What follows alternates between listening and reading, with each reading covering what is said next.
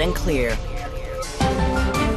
From the studios of Radio Sputnik in downtown Washington, D.C., it's Loud and Clear. We take you inside the news 5 days a week. It's happening now. I'm Brian Becker.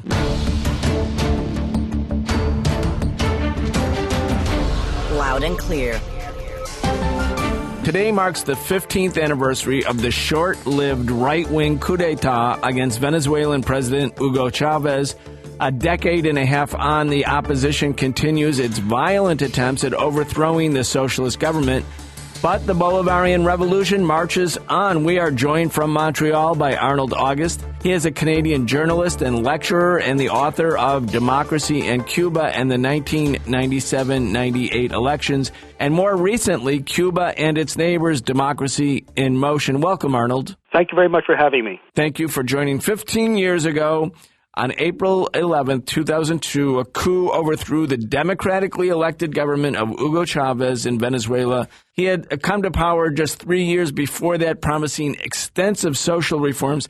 Tell us what happened. Who were the forces that were behind the coup? How did it come to an end? Well, firstly, I'd like to mention that you indicate the new extensive social reforms. I think at the center of those social reforms was the decision by Hugo Chavez to follow through on his December 1998 election promise to organize a new constituent assembly so as to have the people discuss, provide their input, and adopt a new constitution. I think that was really the move that the United States and the wealthy in Venezuela did not expect. They perhaps had a wait-and-see attitude for several months or a year, but when it was decided to have a new constitution, that was the thing that really bothered them, because in fact it meant, Brian, that Hugo Chavez was taking steps to have political power in the hands of the people, something that never before happened in that country. And in the center of this new constitution, of course, as you know, was the decision to convert Venezuela's massive oil resources into the hands of the people so that it can be used for the extensive social reforms that you mentioned. This was what really placed the wealthy in Venezuela in a tizzy, and they decided they had to do something about it in order to prevent the loss of their economic and political power. Venezuelan Federation of Chambers of Commerce President Pedro Carmona was declared interim president during the 47 hours that Chavez was out of office after the coup. That was 15 years ago today. At that time, the Venezuelan National Assembly and the Supreme Court were both dissolved, and the country's 1999 constitution was declared void. It seems ironic considering that today the right-wing opposition is accusing the socialists of essentially dissolving parliament. In other words, what they actually did 15 years ago. Talk about what's going on right now. Well, I think what is happening right now is that the current situation, the current crisis with regards to the Bolivarian Revolution, in my view, and was initiated in April 2013, right after the election of Nicolas Maduro as a new president of Venezuela following the death of Hugo Chavez. Right from that very day, I remember having investigated it for my articles, the Obama administration never recognized the elections, the results of those elections, and instead actually coincided their views with that of the opposition, saying that it was too close to count, there's something fishy about it, there has to be a recount. In other words, purposely pushing and encouraging the opposition in Venezuela at the time to carry out violent protests, which of course they did in February 2000, later on in February 2014. Now, what is happening now is that it is a continuation of this. The Bolivarian Revolution did not dissolve the parliament. What happened was that, according to the Venezuelan constitution, 3 of the members, deputies in the new National Assembly that was elected about a year and a half ago, they were found to have been elected through wrongdoing, having illegal things being carried out. And thus, They were specifically accused of breaking contracting laws with regards to elections and improper management of donations with regards to the elections. However, despite all this proof, the National Assembly, now controlled by the opposition, refused to remove those deputies from the National Assembly. Therefore, they are the ones who have provoked the need to dissolve that parliament, because it is no longer legitimate, because it contains 3 deputies who have been illegally elected. In fact, I think any country in the world, when you have people elected illegally, it raises some doubts about the legitimacy of that parliament. And this is what the Maduro government was faced with. And I think that they are entirely right for having carried that out. The question remains, why did not the opposition not remove those 3 deputies and have other elections to replace them in a democratic way? They refused to, and in fact, they are the ones who provoke the current situation. We're speaking with Arnold August about the situation in Venezuela 15 years after the right-wing coup temporarily overthrew Hugo Chavez. At that time, Arnold, the United States supported the coup. In other words, it was an illegal effort to overthrow an elected government, but because Chavez was promising extensive social reforms, because he was trying to mobilize the poor and the workers, he became a target for U.S. foreign policy. At that time, the Bush administration and U.S. officials blamed Chavez himself for the coup. Hours after Chavez was overthrown, Ari Fleischer, then the White House spokesman for Bush, said the Chavez government provoked the crisis, while Philip Rieker, a State Department spokesman, said that, quote, undemocratic actions committed or encouraged by the Chavez administration provoked yesterday's crisis. Now, in other words, what they're saying there 15 years ago is that because the socialist government was overthrown, and that made the Washington White House happy because they wanted to overthrow a government that was providing extensive social reforms for working people against the rich and against Washington. It didn't matter if they used illegal methods.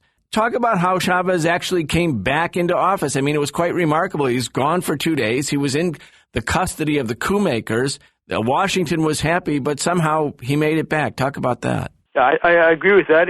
That was really remarkable. I've been thinking about and reflecting about those 2-3 days for quite a while in the context of the work that I do on democracy. And I think unwittingly, the United States provided the Bolivarian Revolution with a new real feature in politics. That is, going from participatory democracy to protagonistic democracy.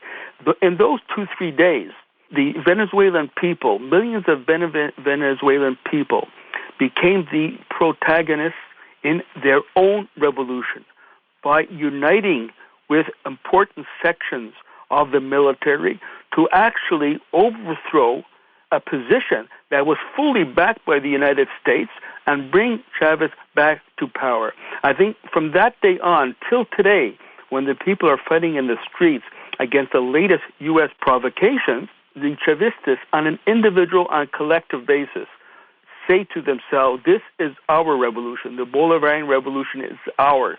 It is about our dignity. And they are taking up this task on an individual and a collective basis on its own. I think this is an entirely new feature of democracy, this protagonistic democracy, as was expressed, various times after the death of Hugo Chavez, when people spontaneously said, Yo soy Chavez. I am Chavez. That is, people taking up the revolution as their revolution. And I think because of those 3 days, it provided sort of a step forward for the Bolivarian Revolution to become more protagonistic, more active from the base in order to defend their own revolution. I don't think that if the democracy in Venezuela was not protagonistic, was not active in that way, there is no way the Bolivarian Revolution would still be in power at this time, because the United States, as you know, have been working overtime through their media as well as their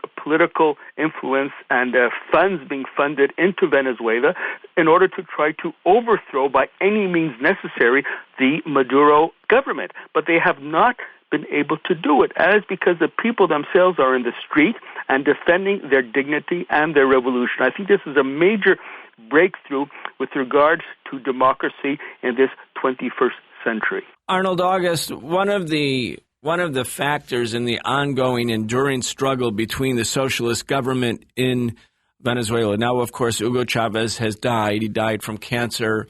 Nicolas Maduro is the president. The right wing has gained a substantial majority in the parliament.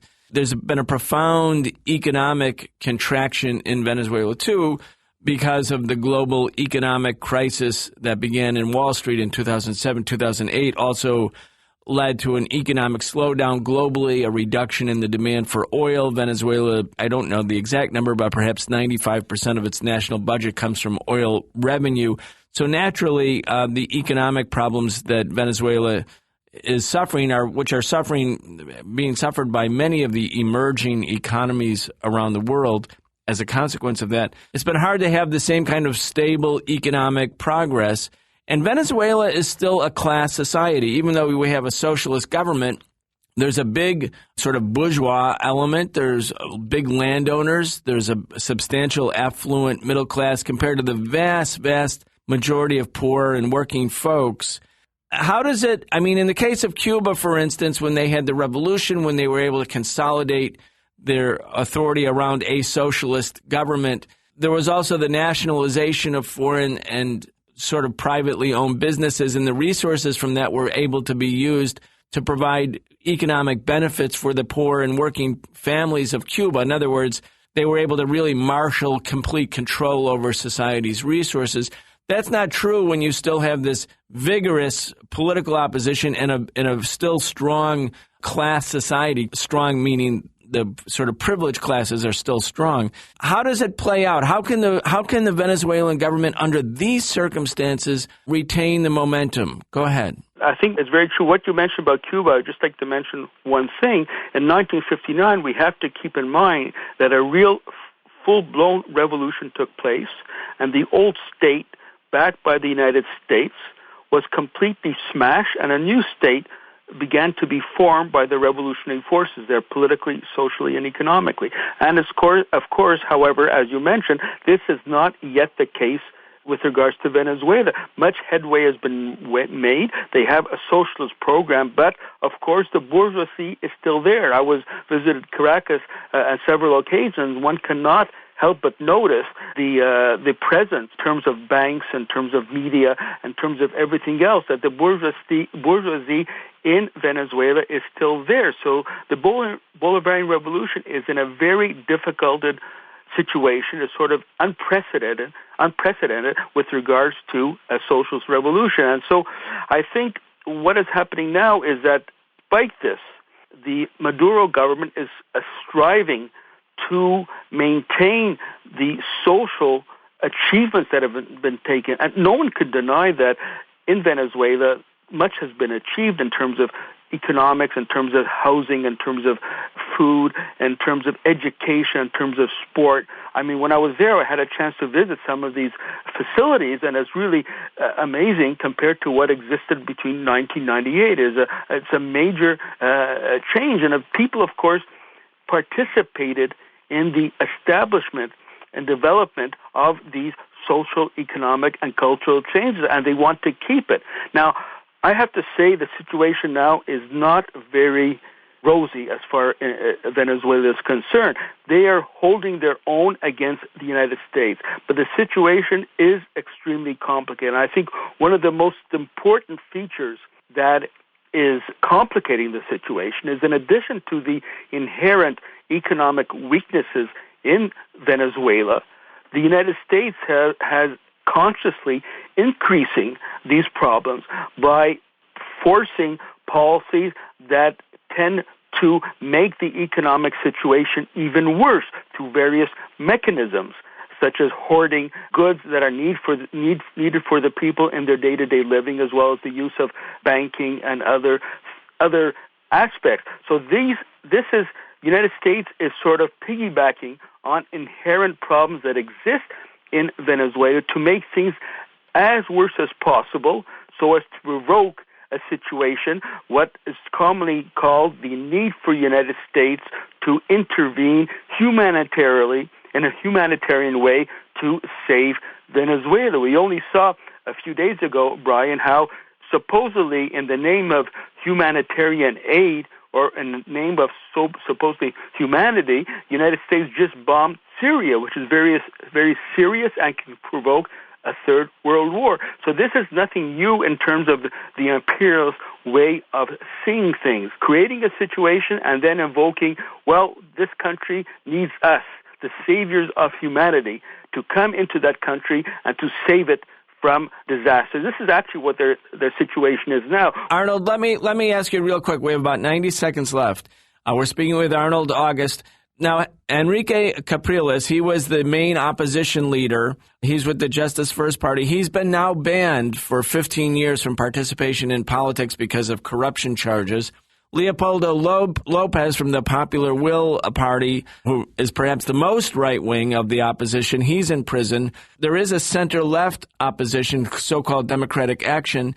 Can the opposition unite? Is it united? What will happen going forward? 1 minute left. Go ahead. Okay, I would say offhand that the opposition, it is impossible for them to unite for the very simple reason, Brian, that each of them are in it for their own selfish purpose, and based on that, it's impossible for them to get united against what they consider to be the main enemy, that is the Bolivarian Revolution. And that's why I am still optimistic about what is happening in Venezuela. Despite the difficulties, the opposition cannot unite against the current government. All right, we're going to leave it there. We've been speaking on the 15th anniversary of the U.S.-backed right-wing coup that temporarily ousted Hugo Chavez from the leadership in Venezuela. We've been speaking with Arnold August, Canadian journalist and lecturer. We will be back tomorrow. Be sure to go to our Facebook page, Loud and Clear with Brian Becker, for daily updates. If you enjoy the show and want your friends to hear it, let us know by liking the page on Facebook. Remember, telling the truth is important, but to make a difference, it has to be loud and clear. We are out of here. Loud and Clear.